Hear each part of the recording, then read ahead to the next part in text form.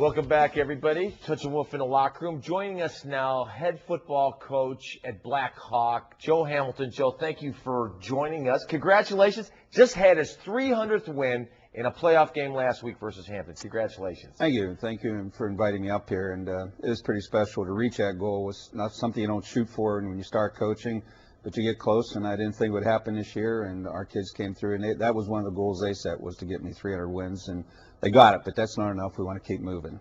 Now, Coach, did Mrs. Hamilton have a cake for you or anything? You know, I mean, afterwards, a little something to celebrate. I think food's always about the food with you got to have a little celebration. Well, you know what? We really haven't celebrated it because it's not over. That was just one thing that was nice that happened during the season. But all season long, I fought the press to tell them I don't want talked about right. This. I really don't want this. The focus should be on my players and what they're doing. They went 8-1 this season. We lost a game in a 2-point conversion. Turnaround. Now we've won 2 playoff games, and so all the attention should go to them. It's their senior year. It's one of the biggest times of their life. I'd have had 300, whether it be next year or the following year. That wasn't important, and so I tried to back that off as much as I could.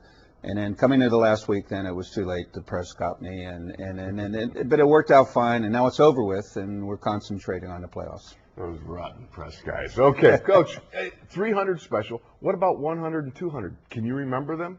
I mean, do they stand out in your mind? Yeah, sure can. You know, that was when you got started. I mean, 100 was a huge goal at that time, and then you don't know how long you're going to coach. And 200, and also a lot of people get fired along the way, and I almost did, and so like everybody else. And then, but I've been at one school for all this time, have real strong support from the administration. I think the community is behind me as a whole. It's, you know, there's always a few people here and there, but that's the way it is with sports, and particularly with football. So all of a sudden you're coaching, and people always ask, when are you going to retire? And Larry Bruno taught me a good lesson. He had 57, he retired. He said, Joe, that's the stupidest thing I ever did. Well, earlier I thought, well, 35 years, I'm out of here, you know. But then you get close to that and you go, gee, that's not such a good idea. What am I going to do with my life? And I love coaching football. Yeah. And so Larry set the pace, and I told my wife, I'm not quitting until we retire. We'll set another date. So we kept setting these dates. But I said, I'll reevaluate them. And it takes a pretty good wife to let you do that, because you put an awful lot of time into it.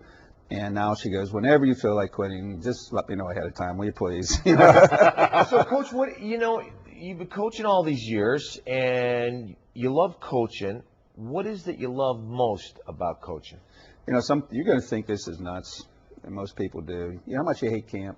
Mm-hmm. I like camp. Yeah. I like camp. You know why?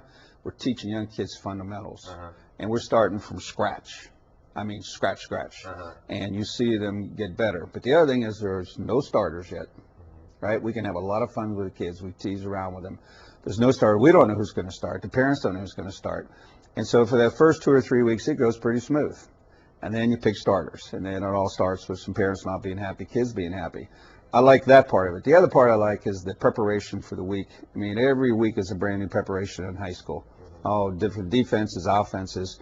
And so it takes a lot of teaching during that week. And whatever you know, it doesn't make a doggone bit of difference what the kids know and if they can execute it. And just think about it. You put your whole reputation on a bunch of 16 and 17-year-old kids doing the right thing, and it's not going to happen all the time, nor does it happen in the pros all the time.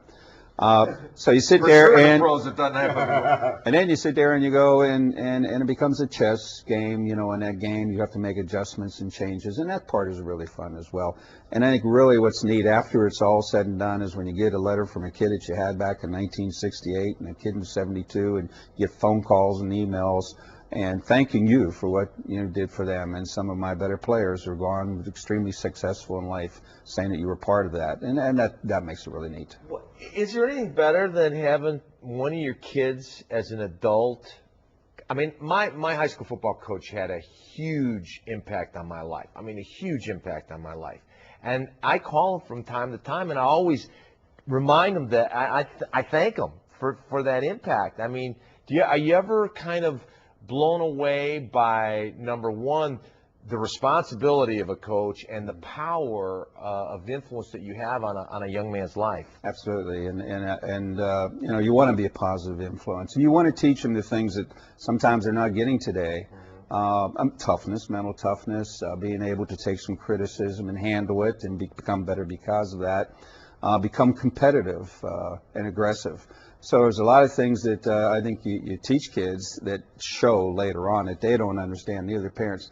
I'm going to tell you another thing that's very important to me is that, I think that we treat our kids fair as anybody can. But I have great enjoyment of seeing a young guy that wasn't much of an athlete, that went through the program and has some success with us. We try and get him on special teams. We play a lot of kids in our games. And, that kid, the maturity of that kid, and he comes back to you and thanks you, that's even more important than that star player you had. That's cool. Now, I got to ask you something else, not football related, because, I know you've been teaching driver's ed for a while, and you've related a couple hairy experiences. Give us one. Well, you asked me about the funniest one, and I can tell you that. I was a biology teacher, and he ended up being driver's ed. And I would not take anybody out without that extra break, but my athletic director at the time was also assistant principal, was in the car with us, and we had a foreign exchange student, and we had another girl in the back seat and a girl driving. And this girl was sort of shaky as a driver, sort of, excuse me, I hope you shouldn't see this, but sort of an airhead type of person, that was very flighty. Well, you're not telling her name. We're okay. Yeah. We're fine. And anyways, we had to take a car down to Beaver Falls, bring it back, and at 51 right now, where's a traffic light? There's lots of accidents. At that time, there was no traffic light. Jack Fulham was sitting in the back, and I was on the right-hand side, and so was he. The foreign exchange student was in the middle in the back. And so this girl pulls up, and believe me, my foot hit the brake a lot of times with her. She looks, there's 4 lanes of traffic, we crossed through 2, and there was room in the middle that you could stop. But she isn't going to stop. She's keeping right on going, and here's this semi-truck come flying down the road. And so obviously you see that there, and I'm waiting to see if she's going to react to it, and she's not. She's got tunnel vision, she's going straight ahead. So wham, I hit the brake, and I stop the car, and it comes to a screeching stop. And just very nonchalant and cool to her, I says, Barbs, don't you think it would be a good idea if we looked both ways before we went across? And in the back, I heard this voice from my athletic director, I do, coach. And I look back, and he had shoved this poor foreign exchange student over on top of the other student, and he's sitting in the middle of the seat. But, that was our side. Was going to get smashed. And he obviously didn't know I hit that brake to hit like that. So that was a funny story. Unfortunately, we didn't get hurt. So it's a lot safer coaching football than it is teaching driver's ed. For me, yes, it is. Okay, now not for Paterno now, but for me, it is. Yeah, it's tough on the sidelines. Big game, Pine Richland. Now, I know that you've had great success at Three Rivers Stadium, but you have not gotten to Heinz Field yet. Yeah, it really bothers us. In the 90s, we owned Three Rivers Stadium, and we were there all the time.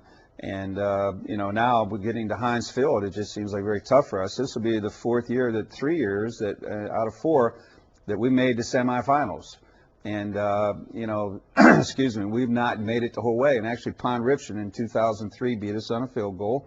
And that was at North Allegheny High School. And then the next year, TJ turns around and beats us on a last-second pass, and that was at Pine Richland Stadium.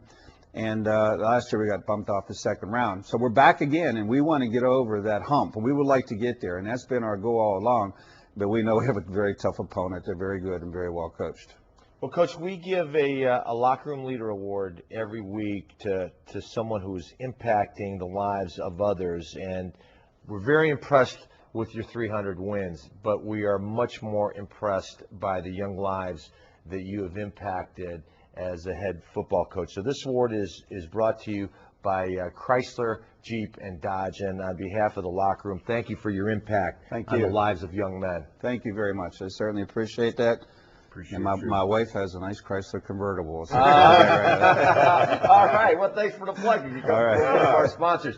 Good luck Friday night. Big playoff game for you. I hope you get to Heinz Field this year. It'll be neat. Thank you very much. Thanks, Coach.